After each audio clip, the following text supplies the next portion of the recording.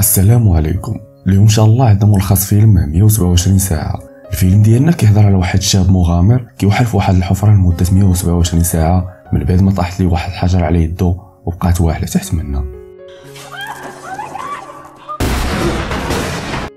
فيلمنا كيبدا مع ايرين اللي كيكون شاب مغامر ومبلي باستكشاف وتسلق الجبال، وكان كيوجد حوايجو ويدير واحد المغامره في الصحراء. هاد الشخص هذا كانت فيه واحد العاده، هو انه فاش كيبغي يسافر ما كيقولش لعائلته فين غادي، وفي وسط دوك الجبال كيتلاقى مع واحد البنات تما، وفاش قرب عندهم عرف بانهم موضرين وقالوا ليه بلي باغيين يوصلوا لواحد البلاصه سميتها القبه. فهنا كيقرر باش يعاونهم ويوريهم واحد الطريق مختصره. من بعد داهم واحد البلاصه مضيقه بزاف وقال لهم بلي خاصهم يدوزوا من هنا باش يوصلوا للزربه، وهما كيتسلقوا شويه كيتلقى يديه وطاح لتحت، وهنا البنات تخلعوا بزاف فبدا كيعيط لهم، وهنا داروا بحالو ونزلوا اكتشفوا انهم قدامهم واحد البحيره كاينه بين الحجر، فاستمتعوا ودوزوا وقت زوين تما. من بعد طلعوا من البحيره وشكروا ايرين وقالوا لي بلي تعطلوا وخاصهم يرجعوا في حالهم، وقالوا لي بلي عندهم شي حفله غدا وخاصك تحضر معانا. فايرين وافق وودعهم ومشى.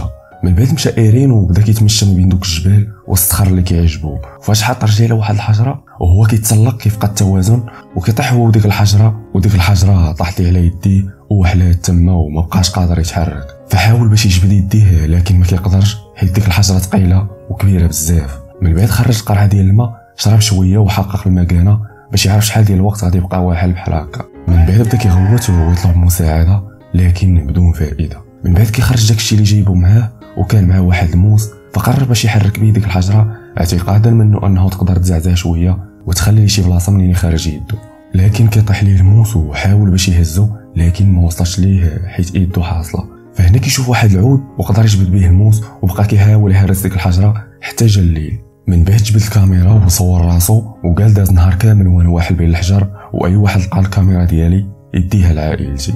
وهنا كيدير واحد الطرف ديال الثوب على راسو باش ينعس، لكن كان جيعان وكلا اخر ماكله كانت عنده وشرب شويه الماء، لكن كيلاحظ بلي حتى الماء ما بقاش عنده. من بعد نعس شويه فاش فاق بغى يربط الحجره بالحبل ويجرها بالمساعده ديال الحجره للفوق، لكن الحجره ما تحركاش من بلاصتها. من بعد جبد الكاميرا باش يسجل الاحداث ديال النهار الثالث، وقال انه خاصو على الاقل 8 ديال الناس باش يقدروا يهزوا هاد الحجره على يديه، وكيلاحظ بلي بقى عنده ما يشرب غير مره واحده. وهنا كيقرر باش يقطع يدو من بعد ما فقد الامل، لكن الموس كان حافي لدرجه ما قدر حتى يجرحه. فهنا كتجي السخفه وطاحت ليه القرعه ديال الماء ودخل ليه داك شويه الماء اللي كان باقي.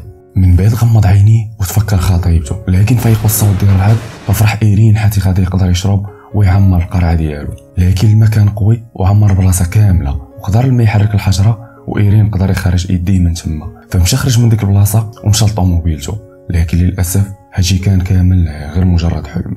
جا النهار الرابع وخرج الكاميرا ديالو وسلم على الاب ديالو وطلب السماح من الام ديالو حيت ما جاوبهاش فاش صونات عليه، وندم حيت ما قال حتى واحد فين غادي. من بعد كيقرر ايرين باش يقطع يدو حيت ما عندوش حل اخر، فبدا كيقطع في يدو بداك الموس حافي، وبعد صعوبه كبيره قدر يقطعها من بعد ما دوز تما 127 ساعه.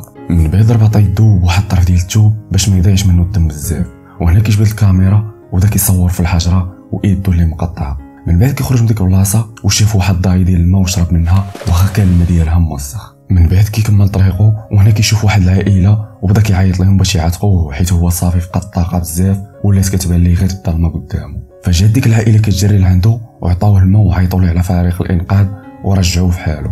من بعد مده كان ايرين تعالج وبداو كيديروا معاه لقاءات صحفيه بسبب القصه ديالو، وبعد مده تزوج بواحد البنت سميتها جيسيكا. ورغم هادشي كامل اللي وقع ليه ما حبش من المغامرات، لكن تعلم واحد الدرس هو انه فين ما بغى يمشي لشي بلاصه يقولها لعائلته. وهنا كيسالي ملخص فيلم ديالنا. الا عجبكم الفيلم ما تنساوناش من اللايك، واللي اول مره كيشوف فيديو من فيديوهات القناه يشرفنا بالاشتراك ديالو في قناه فيلم اخر الليل. نتلاقاو في فيلم اخر ان شاء الله. تهلاو.